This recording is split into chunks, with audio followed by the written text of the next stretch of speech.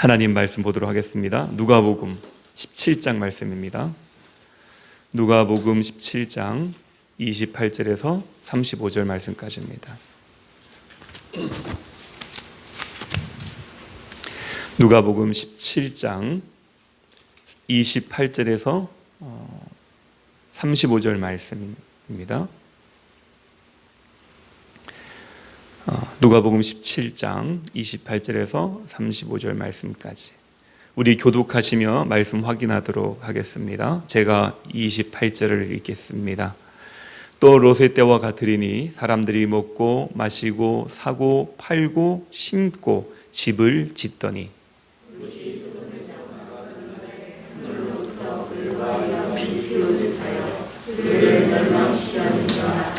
인자가 나타나는 날에도 이러하리라.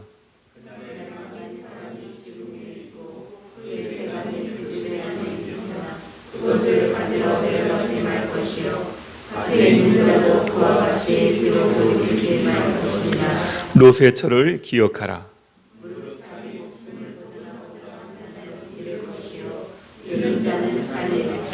내가 너희에게 이르노니 그 밤에 둘이 한 자리에 누워 있음에 하나는 데려감을 얻고 하나는 버려둠을 당할 것이요.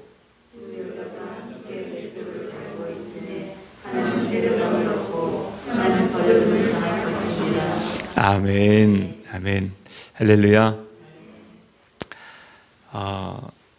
지난주 제가 3주 동안 기억하라 경고 시리즈로 지금 세 번째 시간 말씀을 나누고 있습니다. 그래서 지난주에는 기억하라라는 제목으로 첫 번째 설교를 한 거지요. 기억하라는 제목으로는 두 번째 설교가 오늘 되어지겠습니다. 경고 시리즈는 세 번째 설교가 되겠네요. 지난주에 말씀드릴 때에는 이런 말씀을 드렸습니다. 성경에 직접적으로 기억하라라고 기록된 말씀을 찾아보면 창세기부터 요한계시록까지 38구절이 있더라. 그런데 이 38구절을 무엇을 기억하라고 했는가 분류를 해보았더니 세 가지로 분류할 수 있더라. 첫째는 뭐였습니까? 우리가 지난번에 보았던 말씀이 첫째는 하나님을 기억하라. 하나님이 어떤 분이시고 하나님이 어떻게 우리를 구원하셨는가, 그리고 하나님은 거룩함은 무엇인가, 이것을 기억하라는 그런 말씀을 드렸습니다. 그리고 두 번째로 기억하라는 것은 무엇을 하나님이 우리에게, 성경은 우리에게 기억하라고 한다고 그랬죠? 예, 우리의 옛 모습을 기억하라. 그러니까 저와 여러분들이 우리가 지금 의인이 되었어요. 구원을 받았어요. 교회에서 이런저런 역할들을 감당합니다. 그러다 보니까 마치 내가 굉장히 잘해서 이 자리에 와 있는 것처럼, 지금의 모습을 가지고 있는 것처럼 생각들지만 과거는 우리가 어떠했다는 것입니까? 과거는 우리가 형편없었다. 하나님을 대항했다. 하나님의 마음을 아프게 했다. 우리의 그런 과거의 모습들을 잊지 말라는 거예요. 그러니 그런 모습을 기억하는 사람들은 어떻게 됩니까? 교회 안에 들어오면 겸손해질 수밖에 없는 거죠. 교회 안에서 다른 사람들 비난할 수도 없고 다른 사람들 정죄하지도 않을 거예요. 왜냐하면 내가 나의 모습을 보더라도 과거의 그런 모습이 더 이 사람보다 더 하나님의 마음을 아프게 했던 사람일 수 있으니까요. 그래서 우리의 옛 모습을 기억하라고 성경은 말씀하고 있는 것입니다. 세 번째로 무엇을 기억하라고 성경은 말씀하고 있죠? 예, 천국과 지옥이 있다는 것을 기억하라는 거예요. 이 세상의 삶은 유한하다는 겁니다. 그리고 그 유한한 세상이 끝나는 날, 말세, 종말에는 어떤 일이 있느냐?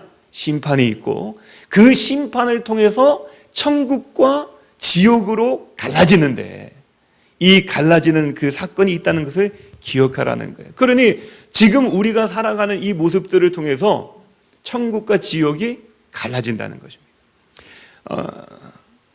이제 그 장례를 치를 때 보면은 장례 예배를 집례를 하거나 또 임종 예배를 드리거나 또는 이제 임종을 앞두신 분들을 신방할 때 많은 분들은 그런 얘기를 하세요. 이제 소천을 받으시고 이제 위로 예배를 드리러 가시면은 성도님들이 우리 남편은, 우리 부인은, 또 우리 아이는 천국 갔을까요? 지옥 갔을까요? 이런 거 되게 궁금해하세요.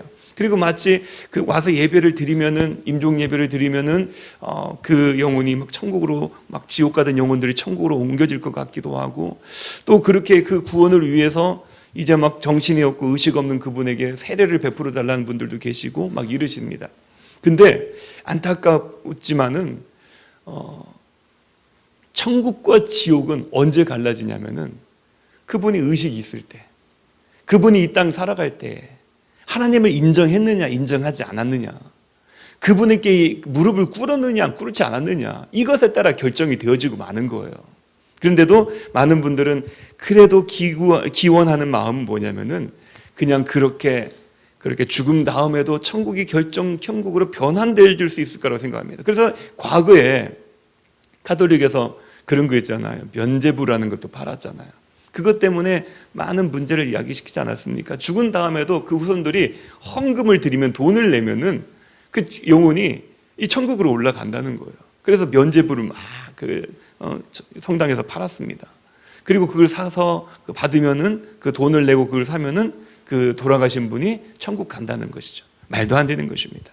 근데 성경은 뭐라고 얘기하냐면요, 그렇지 않다는 겁니다. 천국과 지옥은 살아생전에 갈라지는 것이다. 그러니 천국이 있다는 것을 기억하라. 지옥은 절대 가는 곳이 가서는 안 된다. 이 말씀을 지난주에 함께 나누었었습니다. 기억나시죠? 네. 오늘은 그 말씀, 기억하라는 말씀 중에서 특별히 우리에게 예수님께서 직접 말씀하고 있는 기억하라는 내용, 무엇을 기억하라고 말씀을 하시냐면요, 이 세 번째 경고를 말씀하시는 것입니다. 이 세상은 반드시 종말이 있다. 어떤 종교에서는 그렇게 얘기를 하죠. 윤회한다. 종말은 없다. 사람이 죽으면은 또 다른 생명체로 태어난다. 그래가지고 계속 이 세상은 끝이 없고 계속 돌아가는 세상이라고 그렇게 얘기를 합니다. 그래서 다음 생에 좋은 모습으로 태어나려고 그러면은 뭐 선행을 베풀어야 된다. 이런 얘기들을 많이 합니다. 그러나 성경은 우리에게 얘기해 주기를 이렇게 얘기하죠. 이 세상은 출발점이 있고 끝나는 지점이 있다. 이렇게 얘기를 합니다. 그날을 우리는 종말이라고 얘기하는데, 그 날이 오면 제가 서두에 말씀드린 것처럼 지옥과 천국으로 갈라지는데, 그 천국과 지옥으로 갈라지기 전에, 그날이 오기 전에 구원을 위해서 오늘 이 경고를 기억하라는 것입니다. 근데 우리는 이 경고를 별로 중요하게 생각하지 않아요. 안타까운 현실입니다. 근데 이 경고가 얼만큼 중요한 것인지, 얼만큼 긴급한 것인지, 얼만큼 중요한 것인지 우리가 이 말씀을 통해서 살펴보고, 저와 여러분들이 종말을 기억하시고 롯의 철을 기억하시며 우리가 그 종말을 준비하고 하나님께서 우리에게 천국으로 인도하시는 하나님의 그 사랑을 경험하시고 깨달으시기를 주님의 이름으로 축원드리겠습니다. 오늘 말씀에 보면은요, 28절부터 35절까지 말씀을 보았습니다. 근데 이 말씀 중에 기억하라는 말씀이 나와요. 우리 몇 절입니까?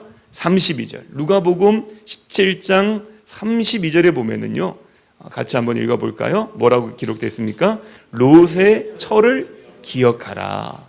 롯의 아내를 기억하라는 거예요. 신기하죠?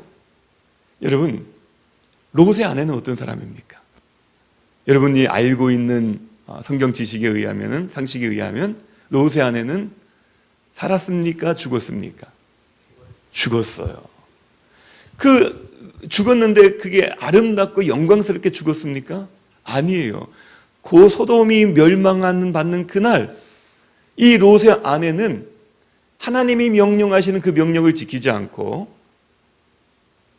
뒤를 돌아보다가 소금 기둥이 되어버렸습니다. 근데 예수님께서 우리들에게 그 롯의 아내가 아니고 아브라함이나 뭐 이삭이나 야곱이나 또 성경적인 인물 누구 있습니까? 한나나 또 누가 있나요? 뭐 롯의 남편, 아니 롯의 남편이 아니죠. 롯의 아내니까 롯. 네. 롯 같은 아주 그렇게 믿음이 좋은 사람들을 기억하라고 하면은 얼마나 좋을까요? 근데 하나님께서 예수님께서는 오늘 성경을 통해서 아브라함이나 이삭이나 야곱이나 한나나 롯을 기억하라고자 하지 않고 멸망받은 롯의 아내를 기억하라는 것이에요. 이 롯의 아내는 그렇게 기억될 만한 사람은 아닌 것 같습니다. 근데 예수님은 그 아내를 기억하래요. 멸망받은 사람을, 영원히 잃어버린 버림받은 그 영혼을 기억하라는 것입니다. 그러면 롯의 아내는 어떤 사람이었나 우리가 한번 생각을 해볼게요. 롯의 아내는요, 신앙을 고백하는 사람이었습니다. 믿음의 신앙을 가진 사람이었었어요. 믿음의 사람이라고 얘기할 수는 없겠지만은 신앙을 가지고 있는 사람이었었습니다. 그리고 그의 남편은 누굽니까? 롯인데, 롯은 어떤 사람이에요? 성경에서 의인이라고 얘기했습니다. 베드로후서 2장 8절에 보면은 이런 게 기록되어 있어요. 이 의인이 그들 중에 거하며 날마다 저 불법한 행실을 보고 들으므로 그 의로운 심령이 상함이라. 롯을 향한 얘기입니다. 롯은 의인이었다라고 얘기하는 것이에요. 그런데 이런 롯의 아내였던 사람은 소돔이 멸망받았던 그날 그 남편과 함께 그 도시를 빠져나왔습니다. 그랬는데도 불구하고 따라서 남편을 따라서 도망을 가다가 하나님이 그러셨어요. 절대 도망가는데 뒤를 돌아보지 마라. 미련 갖지 마라. 그리고 너에게 구원의 길을 보여줬으면 그 구원의 길을 향해서 곧장 달려가라. 그랬는데 이 롯의 아내는 롯을 따라서, 천사를 따라서 막 도망을 가다가 뒤를 돌아본 거예요. 그리고는 죽음을 맞이하는데 소금 기둥이 되고 맙니다. 제가 말씀드렸던 것처럼 예수님께서는 왜 더 좋은 예화들 많지 않나요? 예수님은 어떤 분이세요? 예수님은 사랑과 자비와 긍휼이 가득하신 분이십니다. 우리가 예수님, 하나님을 얘기할 때 뭐라고 하냐면요, 상한 갈대들 끄지 아니하시고, 뭐라고요? 꺼져가는 등불도 끄지 않으시고, 상한 갈대도 꺾지 않으시고, 또 자신을 믿지 않는 예루살렘을 향해서 눈물을 흘리셨던 예수님이십니다. 그리고 성자 하나님 되신 예수님은 자기를 십자가에 매달았던 그 사람들을 위해서 기도하며 돌아가셨던 사랑이 넘치는 그런 분이셨어요. 그런데 우리에게 말씀하실 때 더 좋고 더 긍정적인 예화를 쓸 수 있음에도 불구하고 망해버리고 죽어버리고 잃어버린 바 된 인물을 우리에게 경고로 사용하신 이유가 있다는 것입니다. 그 이유는 무엇이냐면요, 오늘 이 말씀에도 보면은 예수님께서 단순하게 롯의 아내처럼 하지 마라 뭐 이렇게 얘기하지 않으셨어요.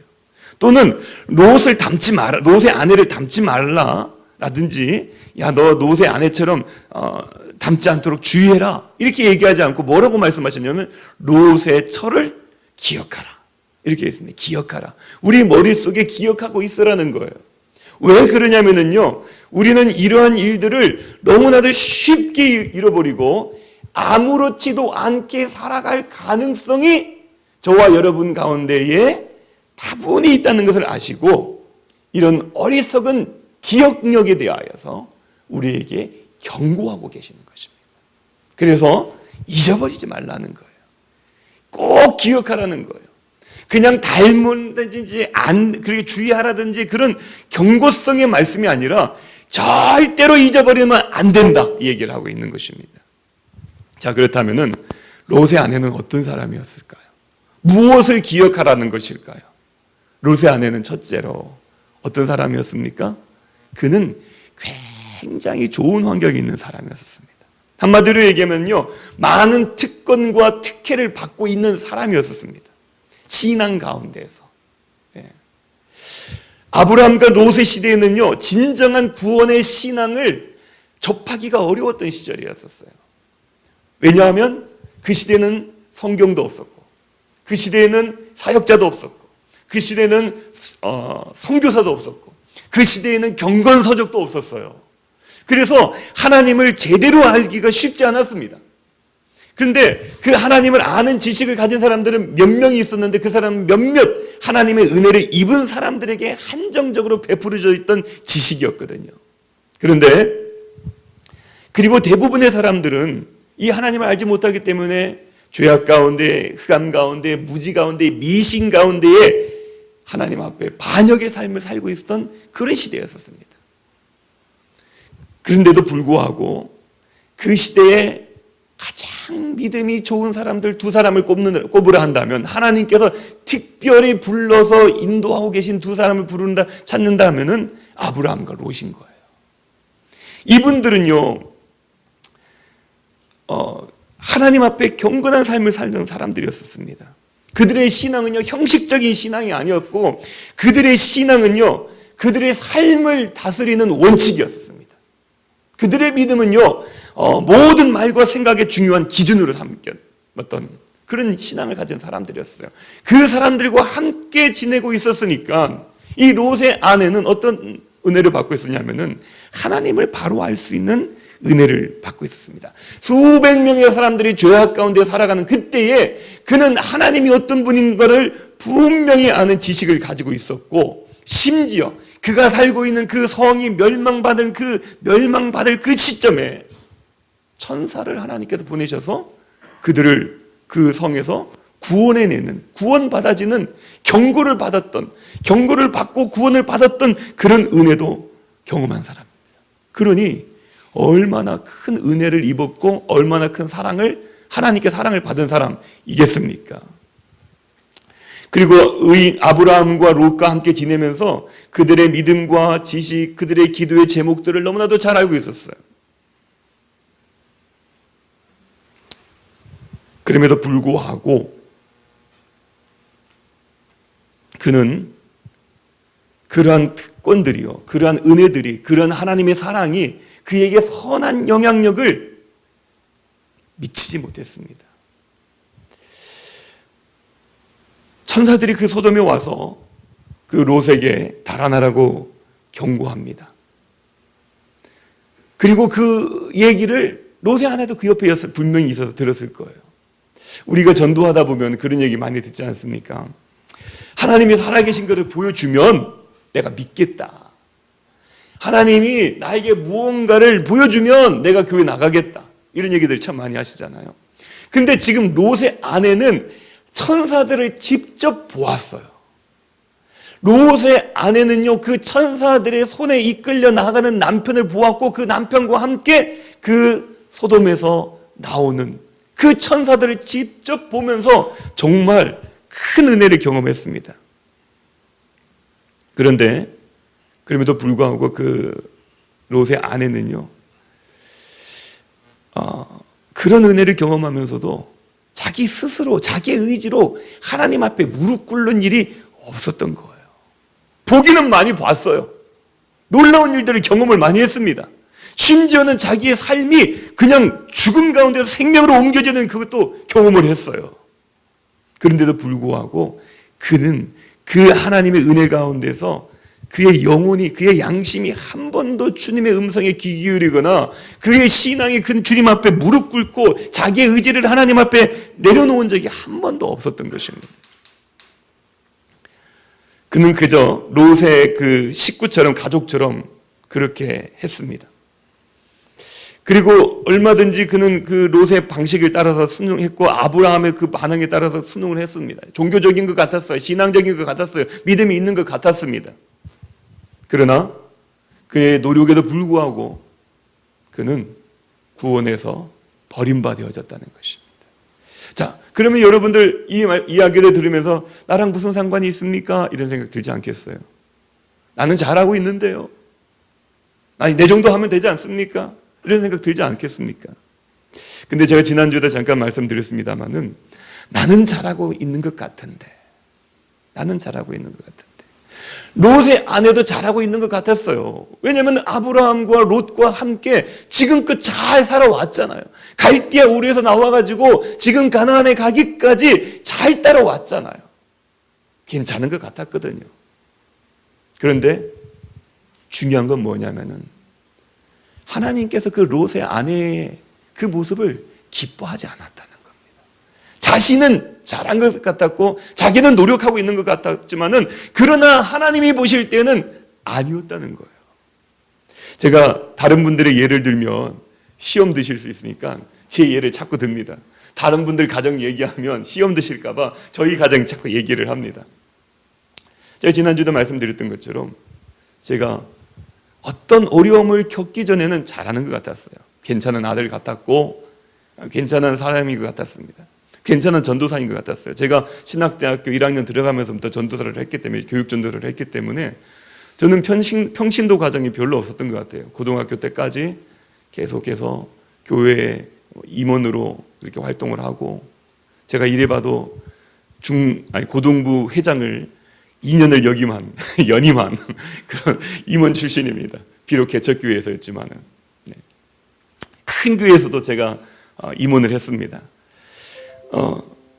그런데 그렇게 살아오면서 이제 전도사 고등학교를 졸업하고 신학대학을 가서 1학년 들어가면서 전도사 생활을 하니까 굉장히 신앙이 좋은 것 같았고 그랬었죠. 그런데 제가 어려움을 겪어보니까 어떤 그런 상황에 딱 던져지고 나니까 내가 얼마나 형편없었는가를 깨달아지더라고요. 그래서 저는 그렇게 이제 결론을 지었어요. 형편없고 철없는 전도사 20대의 삶을 살았다고 저는 그렇게 간증을 했었습니다.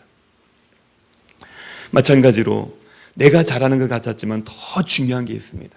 하나님 보실 때 어떠하냐는 것이죠. 그 롯의 아내 마음은요, 아브라함과 롯과 함께 있었고 천사들을 보았지만은 그의 생각과 마음은 온통 어디에 있었냐면 세상으로 가득 차 있었어요. 아이 그래요, 하나님 계시죠. 와, 천사 정말 신기하네요. 근데 이 세상 살아가려면은 이런 거 필요하지 않습니까? 이런 얘기인 거죠. 롯의 아내를 통해 우리에게 경고하시고자 원하시는 하나님의 마음을 여러분 진지하게 생각해 보십시오. 우리는 롯의 아내를 통해서 누군가가 신앙적 특권을 많이 누리고 있다고 해서 우리가 구원받을 것이라는 착각에서 깨어나야 합니다. 우리가 어떤 신앙적인 특권들 속에서 있다고 그래가지고 나는 구원받을 거야 라는 그 착각에서 깨어나야 된다는 겁니다. 우리는 모든 면에서 영적으로 유리한 상황이 있습니다. 은혜로 주어지는 풍성한 기회들을 어느 시대보다 더 많이 공급받고 있습니다. 그래서 우리는 유튜브라는 그런 것들을 통해서 가장 좋은 설교들을 듣고 있습니다. 혹은 우리들의 어떤 친교력과 어떤 사교성을 통해 가지고 많은 신앙의 사람들과 만나고 교제하고 있습니다. 심지어 어떤 큰 교회 영향력을 가지고 있는 성도들과 교제를 나누면서 친분을 쌓고 있으면서 야, 내가 저 사람과 친해. 내가 저 사람과 좀 잘 알아. 이렇게 생각하면서 나는 구원에 대해서 문제 없을 거야 라고 생각하지 않습니까?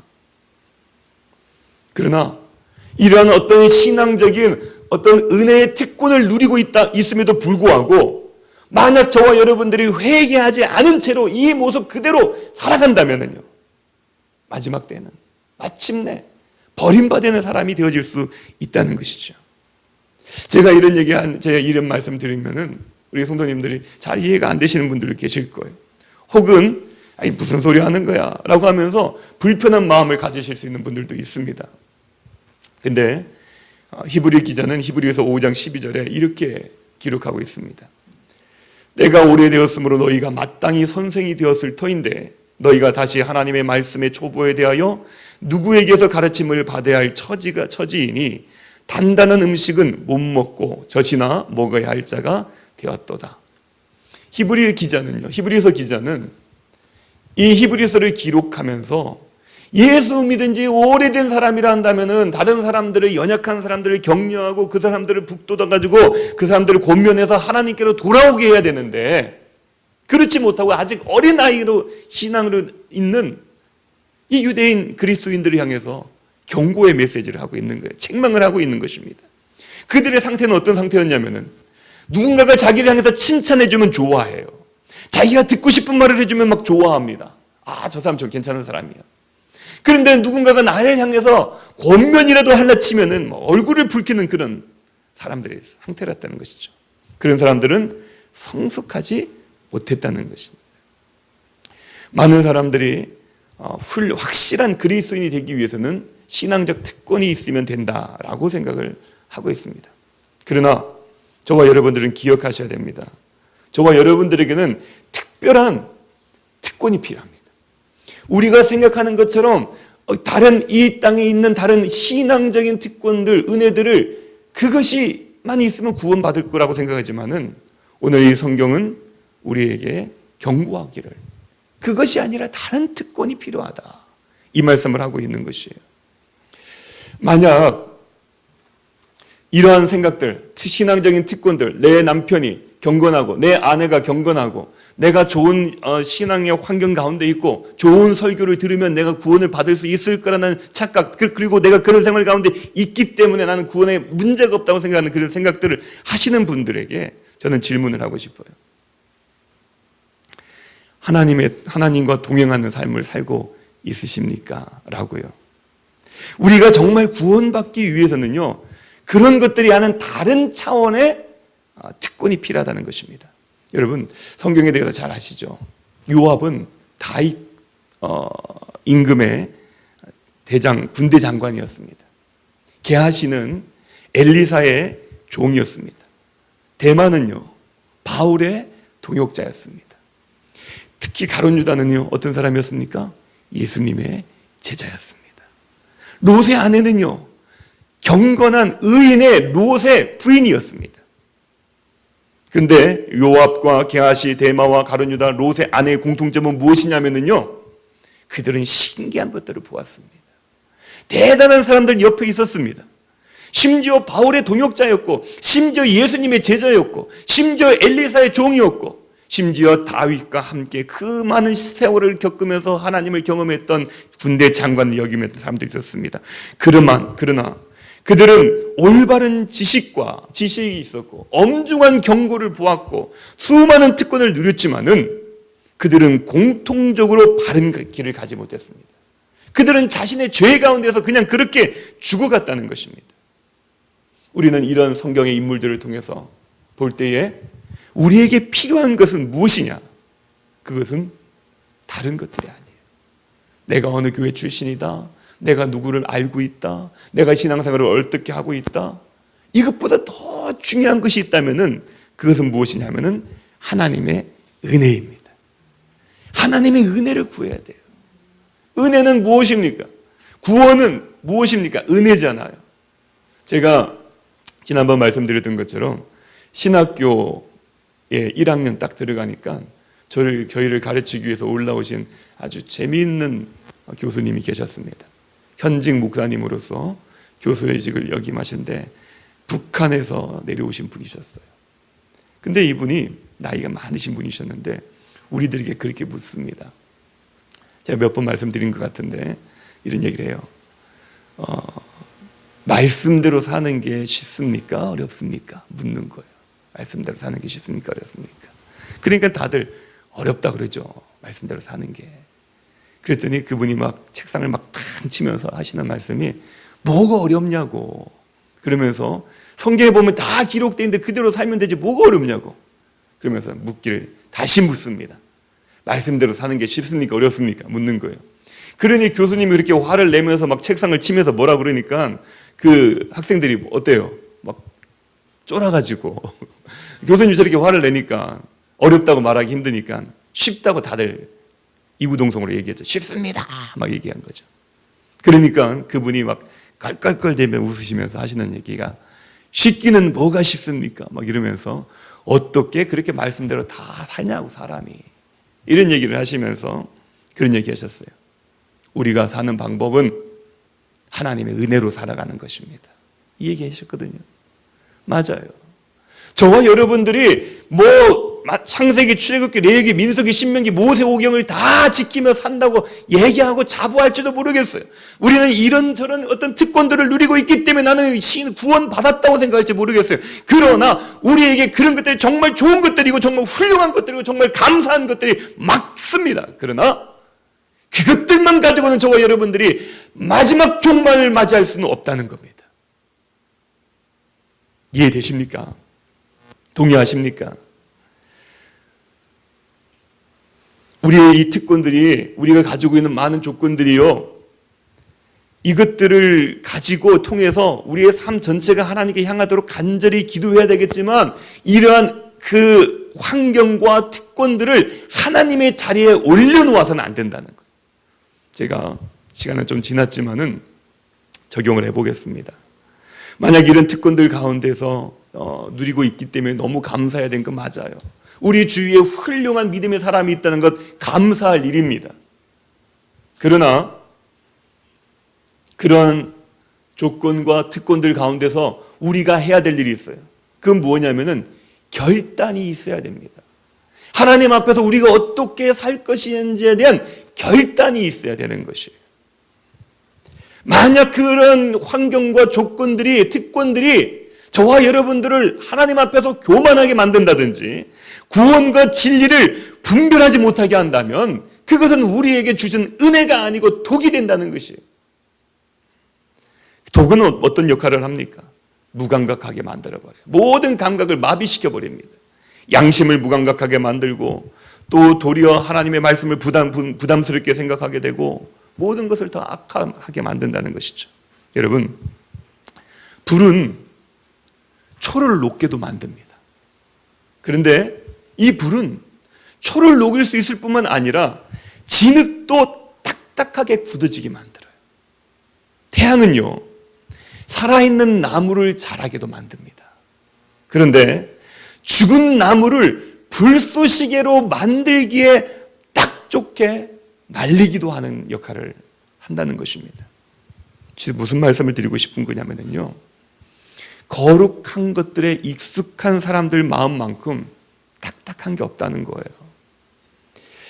여러분, 만약 저와 여러분들이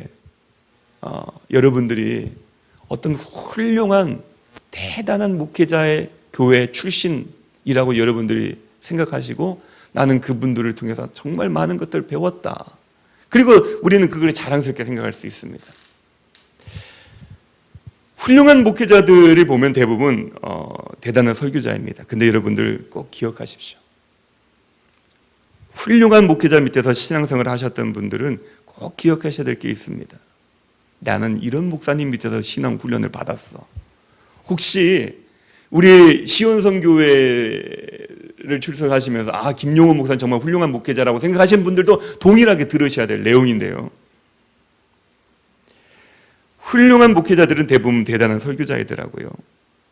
그분들이 어떤 설교들을 할 때마다 거기서 정말 지혜와 어떤 놀라운 깨달음이 있습니다. 그래서 많은 분들이 그분들의 설교를 들으려고 합니다. 그래서 그분들이 유튜브에 이렇게 설교가 올라오는 걸 보니까요, 조회수가 몇십만 건이에요. 몇십만 건. 그리고 그 뒤에 댓글들이 막 몇십 개가 달리는데 거기 보면 다 이런 얘기들입니다. 너무 감사해요. 너무 은혜가 돼요. 너무 좋아요. 이런 것들이 수십 개가 달려있는 것을 본 적이 있습니다. 그런데 정말 대단한 특권이기도 하고 은혜이기도 하고 감사할 만한 것들이기도 합니다. 그리고 저도 그러한 정말 많은 사람들에게 도전과 은혜를 끼치는 그런 목회자들이 많아져야 된다고 생각합니다. 저도 그런 목회자가 되고 싶고요. 그런데 묻고 싶은 게 있습니다. 저와 여러분의 마음은 어떠냐는 거죠. 그 설교를 들었는데 그 설교를 듣고 여러분의 삶은 어떠냐는 것입니다. 결국은 중요한 게 뭐냐면요, 우리의 마음은 어떠냐는 거예요. 그런 훌륭한 목사님의 설교, 그런 훌륭한 교회 출신, 내가 그분에게서 어떤 교육을 받았다, 좋아요 댓글을 남기고 뭐 이런 댓글을 남기는 것도 좋지만 저와 여러분의 마음은 어떠냐는 것입니다. 저와 여러분들은 성령을 받았냐는 거예요. 성령을 받으셨습니까? 만약 그렇지 않다면요, 그냥 듣고 즐기고 그 내가 있는 상황들만 그냥 만족해하고 있다면은 저와 여러분들은 롯의 아내와 다를 게 하나도 없습니다. 성령이 임하면, 나는 성령을 받았다고 말씀하시는 분들에게 말씀드리고 싶어요. 성령이 임하면 어떤 일들이 일어납니까? 요한복음 14장 26절에 보니 이렇게 되어 있습니다. 보혜사 곧 아버지께서 내 이름으로 보내실 성령, 그가 너희에게 모든 것을 가르치고 내가 너희에게 말한 모든 것을 생각나게 하리라. 하나님의 말씀들이 생각나게 합니다. 성령 받으신 분은요, 내 생각이 나를 지배하는 게 아니에요. 어떤 유명한 사람들의 말들이 나를 지배하는 게 아니에요. 하나님의 말씀이 나에게 생각나게. 또 어떤 일들이 일어날까요? 고린도전서 12장 보니까 그러므로 내가 너희에게 알리노니 하나님의 영으로 말하는 자는 누구든지 예수를 저주할 자라 하지 아니하고 또 성령으로 아니하고는 누구든지 예수를 주시라 할 수 없느니라. 성령이 임하면 어떤 일들이 일어납니까? 하나님을, 예수님을 나의 주인이라고 고백하는 거예요. 나의 주인이라고요. 주라고요. 주인 앞에서 종이 무엇을 주장합니까? 성령을 받은 사람들은요, 하나님의 말씀대로 살아가려고 몸부림치게 되는 것이고, 하나님을 나의 주인으로 여기고, 나의 주인으로 하나님을 여긴다면 내 자존심과 생각과 감정들을 내려놓고 무엇에만 집중하느냐? 주님이 기뻐하실 일이 무엇인가? 이것만 생각하는 거예요. 주님이 나를 어떻게 도와주실까가 아니라 내가 주님을 어떻게 기쁘게 할 것인가가 바로 종의 자세고 하인의 자세인 것이죠. 성령이 임하시면 하나님을 우리의 주인이라고 고백할 수 있다는 것입니다. 믿음의 부모를 둔 자녀분들, 그 우리의 부모님으로 은혜로 말미암아 내가 구원받을 것이다? 아닙니다. 부모님의 기도로 하나님께서 내게 은혜를 주시기는 하시겠지만은 천국 문 앞에서는요, 하나님 우리에게 요구하시는 건 뭐냐면은 너는 너의 고백이 뭐냐는 거예요. 너의 고백이 무엇이냐. 아무리 큰 은혜를 받았지만은 우리의 삶 가운데에 아직도 주님이 믿어지지 않고 수동적이고 그냥 습관적으로 따라다니는 그런 모습 가지고는 하나님 나라 들어갈 수가 없다는 것입니다. 우리들 자신의 생명의 빵을 먹어야 됩니다. 우리들은 우리들 자신의 회개를 해야 됩니다. 우리는 우리 자신들의 믿음을 가져야 됩니다. 그래야만 우리는 롯의 아내와 같지 않을 수 있다는 거예요. 지금 누가복음에 있는 말씀처럼 롯의 아내를 기억하라, 롯의 처를 기억하라는 말씀은 무엇이냐면은 이 말씀하고 있는 겁니다. 마지막 때 저와 여러분들이 가지고 있는 환경들, 내 남편을 따라서 내 부인을 따라서 교회 다니는 것이 나를 구원시킬 것이다. 내 부모님이 신앙생활 하셨으니까 내가 구원받을 것이다. 마지막 때 괜찮을 것이다. 또 내지는 내가 교회에서 이런저런 일을 했기 때문에 나는 괜찮을 것이다. 아니라는 거예요. 아니라는 거예요. 이러한 특권들을 많이 누린다고 해서 이런 환경들이 좋다 그래가지고 구원받는 것이 아니라는 것입니다. 기억하라는 거예요. 롯의 아내를 보라는 겁니다. 그가 얼마나 큰 은혜를 받았습니까? 천사가 그를 죽음 직전에, 멸망 직전에 그 성에서 끌어잡아냈어요. 손을 붙잡고 막 그 성경을 한번 읽어보시면 아시고, 구약 성경을 읽어보시면 아시겠지만은 롯이 막 지체하고 있었어요. 그러니까 천사가 빨리 나가자. 그리고 막 지체하고 있던 그 손을 붙잡고 그 가족을 끌고 나오는 것입니다. 거기에 롯의 아내도 같이 따라 나왔습니다. 그런데 롯의 아내 마음에는 어떤 마음이 있었나요?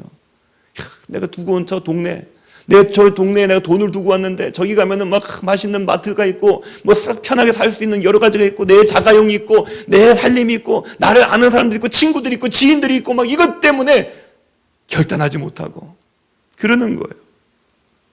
그러나 저와 여러분들, 오늘 성경의 말씀은 뭐라고 얘기합니까? 롯의 처를 기억하라는 그 말씀 이후에 33절 말씀 같이 한번 볼까요? 같이 읽어보겠습니다. 33절 같이 읽습니다. 시작.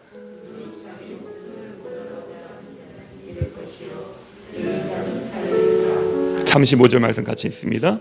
내가 너희에게 이르노니 그 밤에 같이 읽습니다. 34절 내가 너희에게 이르노니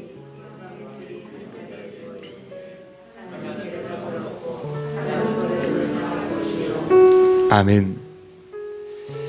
제가 이런 설교를 이제 자주 하지 않습니까? 오늘 말씀 33절에도 보면 그런 얘기를 해요.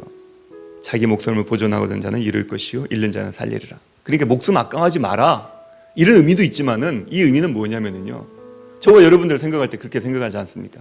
이 땅에 살기 위해서는 이 땅의 것이 필요하지 않습니까? 막 이런 거예요.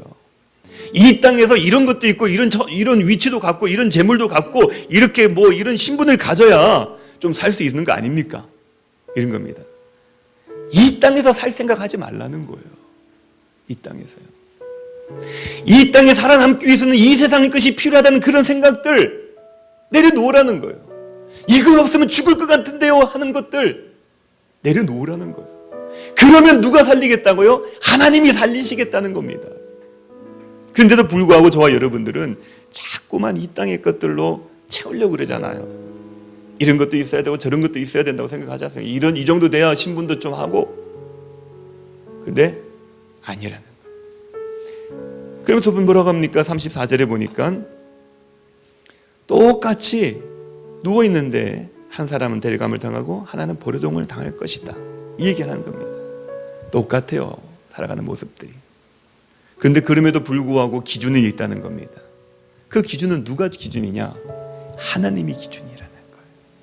똑같이 교회 안에 머물러 있음에도 불구하고 이 교회 안에서도 버려둠을 당할 사람이 있을 수 있다는 겁니다. 근데 하나님은 저와 여러분들이 그렇게 되지 않기를 원하신다는 거예요.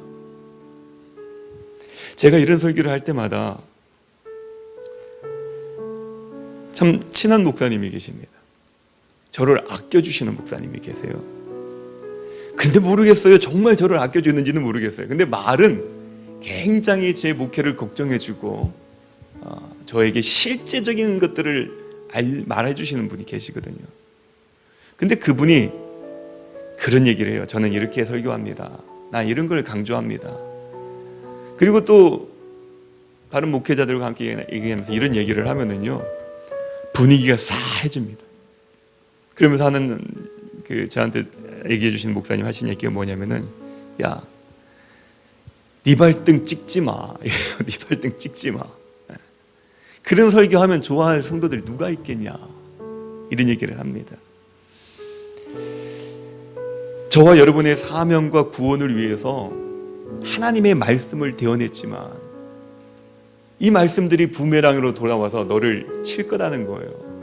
무슨 얘기냐면은,